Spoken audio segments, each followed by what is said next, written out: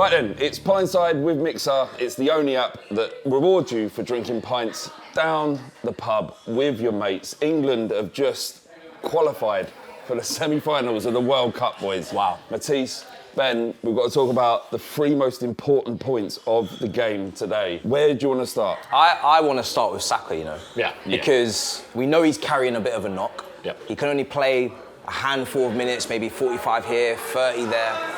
And Tuchel's managing him, he's looking after him. But the gap in quality and the gulf in class between him and Madueke when he keeps coming onto this pitch, it is ridiculous. Yeah. He comes on and in the final third, everything is more polished, it's more calculated, it's more precise. You know when we're going down that side, there's going to be end product, there's going to be an action at the end that you're looking at saying, okay, we're going somewhere here. And then defensively, he's working back like a dog. And do you know what it is with Saka? His upper body strength is so good. He really does contest properly. He shields the ball really well defensively, gets his foot in front of it, and then he can get away. I just thought his performance was just top-notch, considering from a player that is not even fully fit. It says a lot that we're speaking about him first, considering that he didn't have a hand technically in either of the goals. Yeah. But I thought that substitution, we had to ride out a lot of pressure in that second half, obviously. But he was the one that nearly produced the only real moment that we had in the second half of normal time with a brilliant cross. But like you said, defensively, we were under the cosh for a lot of the time in that second half. Yeah. But he was doubling up with James when he was playing at right back, was doubling up with Konsa when he was playing at right back. He was fantastic. And like you said, the golfing class is there. And if Tuchel's management of him really does pay off and we can have a fully fit Saka for the semi-final and then hopefully the final, then that's what it feels like. It feels like he took Madueke in there knowing that Saka probably wasn't fully fit. Yeah. He's managed him, otherwise he would be playing every single minute. Because we saw in this game today the difference between Madueke, and I have no issue with Madueke at all. But we have an issue when Saka is so much better. Yeah. And his deliveries, I mean, as a Spurs fan, it's difficult for me to say, but just having Saka on the pitch has made a completely different class. I genuinely think he's brought Madueke in to tire out the fullback for Saka as well, because I feel like all the other options that we were probably considering or talking about going instead of Madueke were to be more polished, more wide midfielders, inverted, they want to go into the 10, whatever.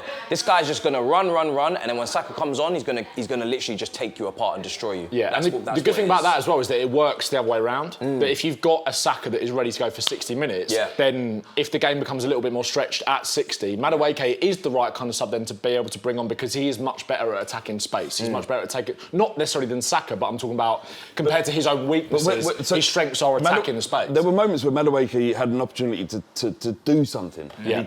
He just didn't deliver, whereas Saka, as soon as he came on, made a massive shift. We are going to win this World Cup. I've never been more sure in all my life. I've said it from before the Croatia game to this point now. I've seen so much in this England side that guarantees the fact that England, for the first time in 60 years, will lift the World Cup trophy. It's all down to Thomas Tuchel and the belief that he's put into this football team. That leads on to your point. Because there were moments in the second half where we lost the midfield. Rice had to come off because he wasn't fit. Yeah. And you realise how good a player, again, as a Spurs fan, it's really hard for me to say, but how good a player Declan Rice is in that midfield and how much you miss him. Because when Eze came on, we were talking, weren't we? Yeah, we were saying, we're going for it a little bit, aren't we? He went for it. Yeah. And it didn't work. No, it didn't work. For about 20, 25 minutes, I was like, oh my God, Norway are going to knock us out. And that's not to put any slight on Norway at all. This wasn't an easy game. When they brought in Oscar Bob and Nusa, and you got Haaland through the middle with Odegaard sitting behind him, that is a top half Premier League front top six. Haaland just boosts it up completely. With guaranteed 30 goals every season. Right, we were overdone completely, and then there was just sort of little tweaks. James coming in.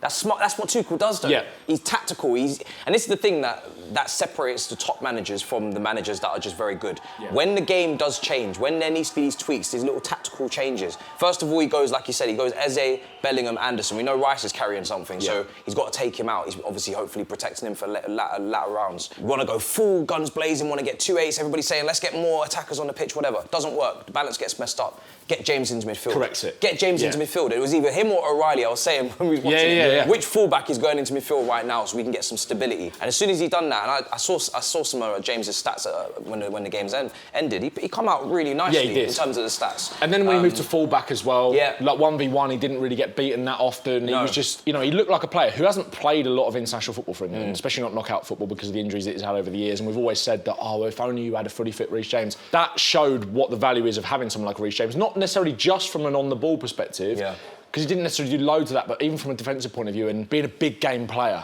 really stepped up, I think. It just feels like he's meticulously picked this squad and each player in it is there for a reason, even though it's been questioned. I mean, Henderson, we saw a little bit of him and then he decided to break his arm. You know what I mean? But we know what kind of... That one's for you, Jordan. We know what type of intangibles he's there for, but even Dan Burn, everyone was thinking, what's Dan Burn doing here? He's not had a good season. And then he's heading away overhead kicks. And then he comes on again, back-to-back games, and he's heading everything away. And it's like, how are we watching a World Cup quarter-final and Dan Burn, we can't wait for him to come on for his back He made me feel safe. Just lock off this game. You know what I mean? It just doesn't make any sense. What's the substitution? Bellingham for Dan Burn? It was. It was. It shows you everything about him. We have to talk about Bellingham. We have to talk about other players. But I was just wondering, before we sort of focus down on some of those individual performances, is Thomas Tuchel the reason why we can win this World Cup? Because if Gareth Southgate was our manager, I'd be less confident. Thomas Tuchel, for whatever reason, has filled me full of confidence. Knockout tournaments, he can do it. Because as a Spurs fan, it's difficult for us to understand. As a Chelsea fan, do you believe that he's... I've always believed we can win it because of him? Absolutely, because he can help shift. He can help us in the finer margins in terms of the final moments when we need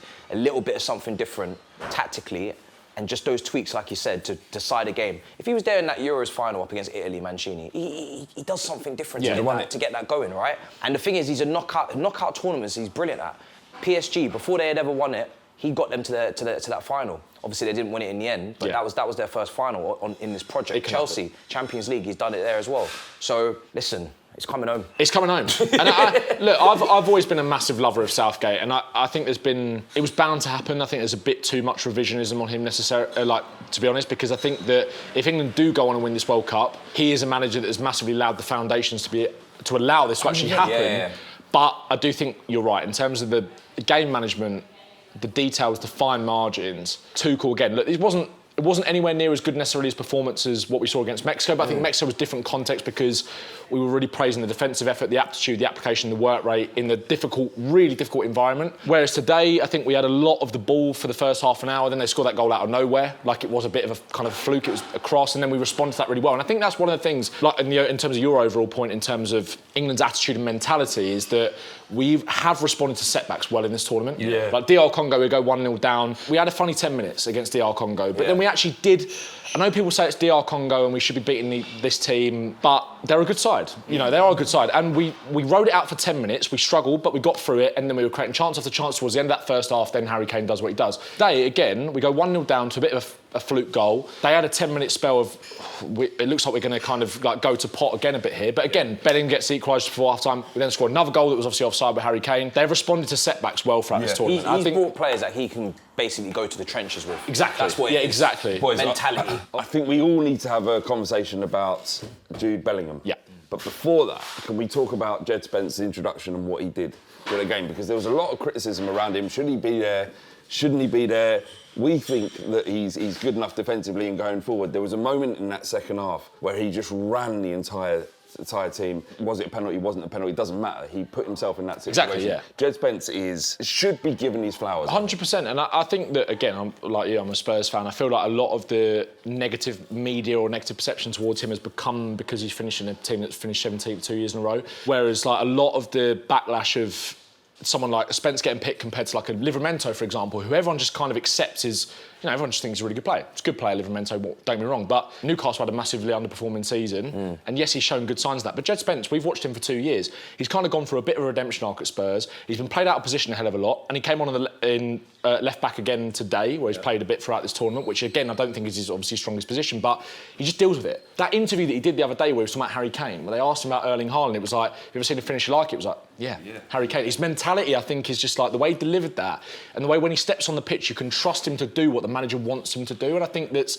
something that's not spoken about enough. I didn't necessarily think it was a penalty. I think Spence does all the right things up into that, but again, it's not really the point because he drives into the penalty area.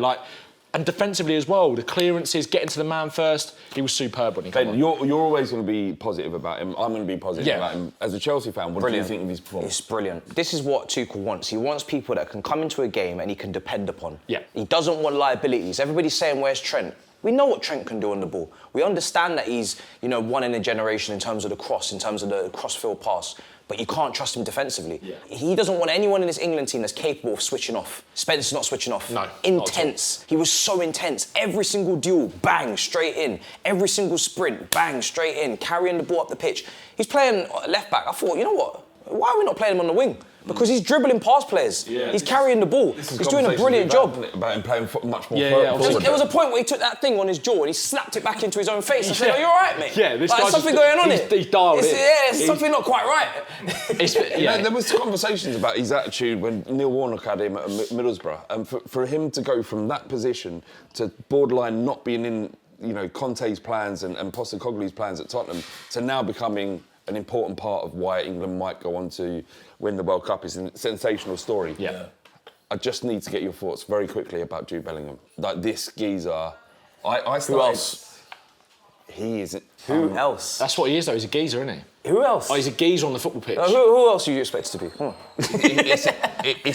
I mean, before the World Cup, I was like, Morgan Rogers, maybe. You were one of those ones. I know. Get out of here. Get him out. Get him, everyone. Hold on a second. Yes, at the start, I was one of them ones. All right, fine. I will happily admit it. But what I would happily also admit is I was so badly wrong. And I've been watching football for a long, long time. He is mad. He's the mustard, isn't he? Yeah, if Tuchel is part of the reason why England can possibly win the World Cup, Jude Bellingham is the reason why we will. I love the way he's rattled him as well. Like, he's actually riled him up, and then he said, oh yeah, but I am building a team around you though, you know that, right? Yeah. Like, I know my mum don't like you, but I love you. Yeah. Boys, can we just round this off? Is he coming home? Yes. Categorically, without any question. Do you know what? I actually was happy with just semi-final, but I'm not settling now. It's coming home. It's coming home. Tell you what, it's coming home.